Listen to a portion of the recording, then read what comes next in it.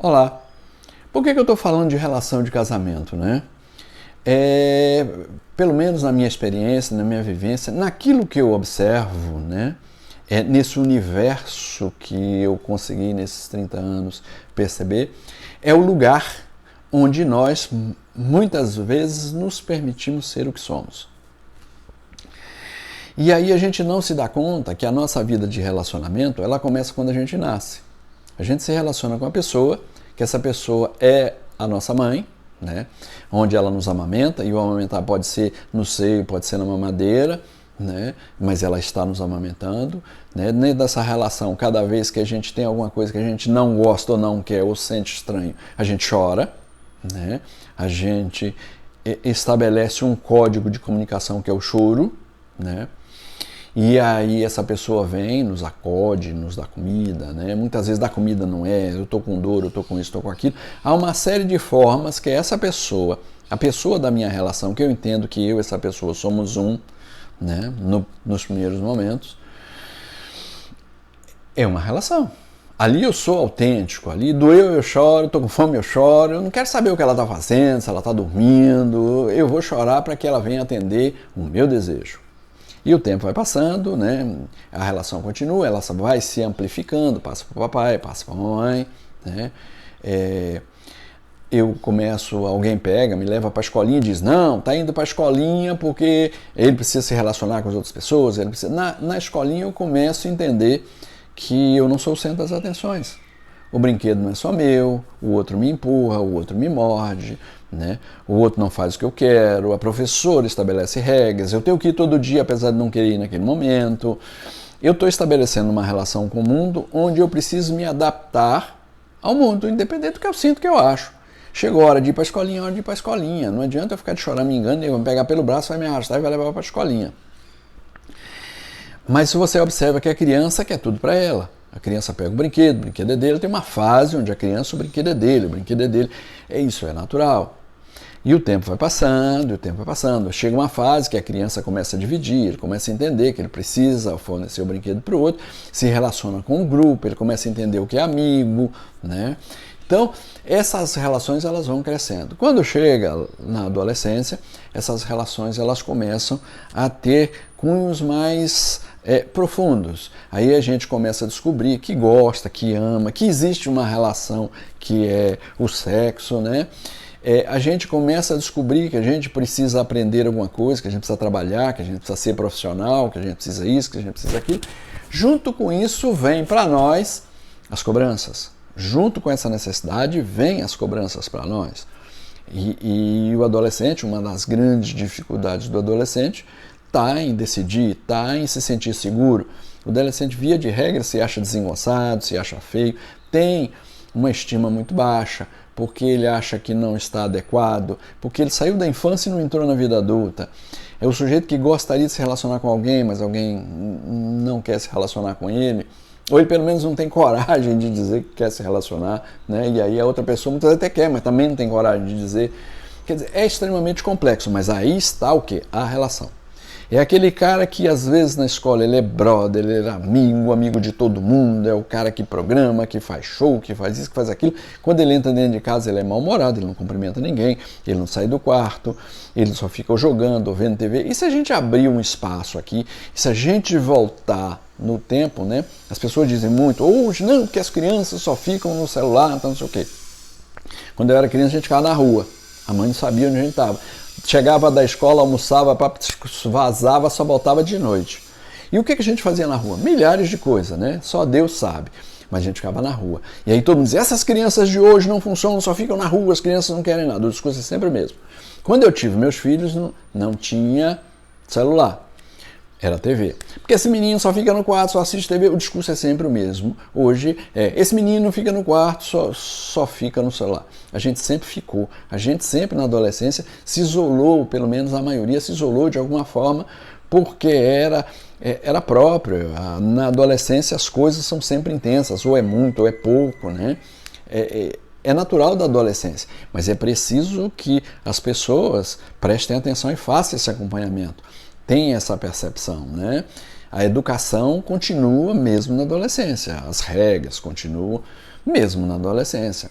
Mas aí, falando da relação, eu continuo com aquela relação, me relaciono com o celular, me relaciono com as pessoas, mas com aquelas pessoas que estão na minha casa, eu às vezes sou agressivo, às vezes não converso, não falo das minhas dificuldades, não falo dos meus problemas, né? Por quê? Porque eu tenho uma relação lá fora eu tenho uma persona, eu sou o cara ou a cara, né? A menina, né? Mas quando eu venho para casa, eu consigo ser eu mesmo. Eu consigo viver com as minhas dores, com as minhas angústias, né? E aí entra uma série de coisas no processo educacional, né, que compõem esse momento. Quando eu chego numa determinada idade, eu estou na faculdade, e lá eu exerço o papel de algum que eu escolho, que eu acho que é interessante, eu vivo, eu sou o cara das amizades, mas eu não sou essa mesma amizade muitas vezes nos próprios núcleos, nos núcleos de casa. Ali é o pai e a mãe, muitas vezes as pessoas não cuidam da relação com o pai e com a mãe, né? Elas estão sempre envolvidas nas suas dificuldades. E aí, a partir de um certo momento, eu me torno profissional, eu ou estudando ou não estudando, eu adentro a uma construção de carreira, e aí eu chego numa relação que é chamada relação de casamento. Quando eu chego na relação de casamento, eu já tenho, na maioria das vezes, uma relação de trabalho, eu já tenho uma relação de amizade, né? Eu já tenho relação com os ex-amigos de faculdade, de escola, de infância. Mas em todas essas relações, eu executo a função de um papel, na grande maioria das vezes. É muito raro se ver alguém que é o mesmo sujeito em todos os lugares. Por quê? Porque muitas vezes no trabalho existe um jogo onde você precisa apresentar uma característica para que você seja promovido, para que você tenha um ganho maior, para que você não seja despedido. Existe uma manobra muitas vezes em determinados locais, que muitas vezes só na cabeça da pessoa. Ela não existe na prática, mas ele entende que se ele fizer aquilo, ele vai ter maior ou menor sucesso dentro do seu trabalho. Como muitas vezes alguém me dizia, não, vou pro barzinho com o meu chefe hoje que eu preciso marcar ponto com o meu chefe, né? Ele saía do trabalho e ia junto com o chefe para tomar cerveja e tal, para fazer uma política com o objetivo de ser simpático. Isso é natural da vida, é normal. Mas ali, muitas vezes, ou na boa parte das vezes, ele não estava inteiro. Ele estava fazendo um papel com um objetivo qualquer. Só que quando a gente entra dentro da relação, por mais que a gente crie um personagem dentro da relação, é difícil manter. Porque da relação, como um adolescente jovem, que chegava mal-humorado, que chegava chateado, que não obtinha as conquistas, que tinha dúvida, a gente também vem.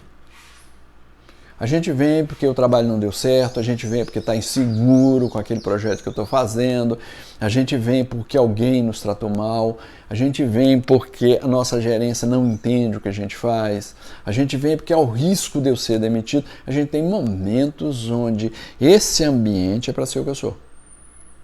Muitas vezes eu sou grosso, muitas vezes eu sou mal educado, muitas vezes eu não sou atencioso, muitas vezes eu sou egocêntrico, eu só quero cuidar de mim. Muitas vezes eu sou preguiçoso, eu não quero ajudar, eu não quero participar. Muitas vezes eu sou desanimado, muitas vezes eu tenho depressão e essa depressão ela nunca apareceu para ninguém. Eu não tenho realmente forças para fazer nada. Eu realmente vejo o mundo de uma forma muito triste, muito ruim, né? E às vezes eu vou por uma força enorme superando, às vezes, essa doença chamada depressão. Existem N fatores em que nesse núcleo de casamento se afloram.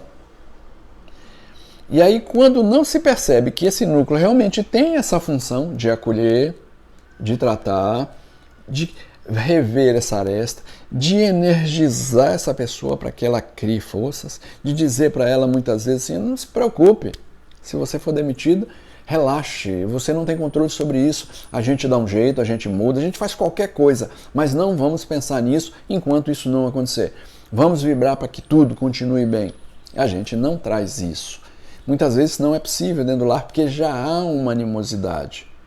Né? Por quê? Porque muitas vezes eu tenho a obrigação de não ser frágil dentro de casa, porque lá atrás eu nunca mostrei minha fragilidade. Né? E eu a tenho, todo mundo tem seu lado fraco. Todo mundo é frágil. Somos seres humanos vivendo as nossas dúvidas, as nossas angústias, os nossos medos. Se a gente não assumir isso para tentar trabalhar as nossas emoções, os nossos medos e ter isso num controle relativo, a gente vai ter o sofrimento dobrado, porque você tem aquilo e ainda não quer que as pessoas vejam aquilo, ou pelo menos a pessoa que está dentro desse núcleo. Então, dentro deste casamento, isso não veio como base.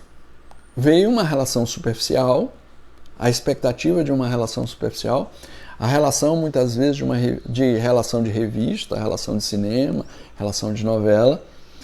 Não veio uma relação de vida, não veio uma relação de troca, não veio uma relação de entrega. Aí começam-se as dificuldades. Por quê? Porque relação não é só de casamento, é relação com o mundo. É relação em vários níveis. E todas essas relações, elas nos trazem momentos alegres e momentos tristes. Ok? Até o nosso próximo vídeo.